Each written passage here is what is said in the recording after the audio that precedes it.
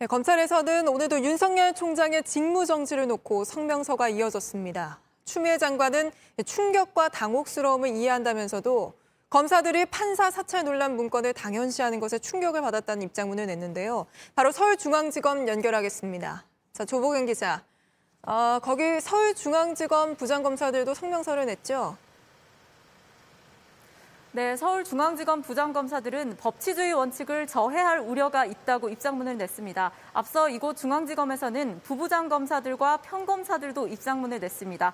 오늘까지 전국 18개 모든 지방검찰청 평검사들이 처분 취소 등을 요구하는 입장문을 냈습니다.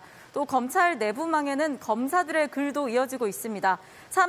이재용 삼성그룹 부회장의 수사를 맡았던 이복현 부장검사는 법무부가 윤 총장을 수사 의뢰한 건 불법이라고 주장했습니다.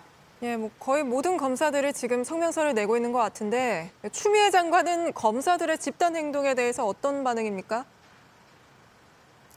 징계 절차를 그대로 진행하겠다는 입장으로 보입니다. 검사들의 충격과 당혹스러움을 이해한다면서도 법과 절차에 따라서 징계 절차를 진행했다고 밝혔습니다. 또 검사들이 입장문을 내면서도 판사 사찰 논란 문건에 대해 아무런 언급도 하지 않고 당연시하는 것에 충격을 받았다고 했습니다. 검찰개혁 노력이 물거품으로 돌아가는 것 같아서 심한 자괴감을 느꼈다.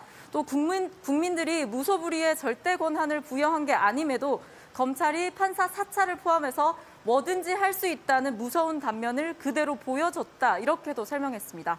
네, 그러면 윤석열 총장도 혹시 따로 입장을 낸 게 있습니까?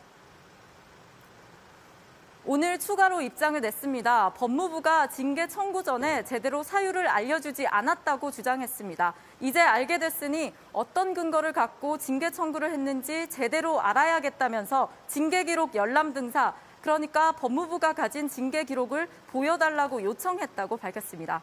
네, 그럼 다음 달 2일에 징계위도 열리잖아요. 그건 좀 어떻게 열리게 되는 건지 취재된 게 있습니까?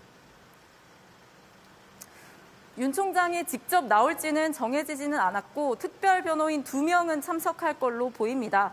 통상 징계위 전에 감찰위원회를 거치는데 이번엔 그런 절차가 없었습니다. 이에 대해 감찰위원들이 반발해서 징계위 하루 전에 감찰위를 열기로 했습니다.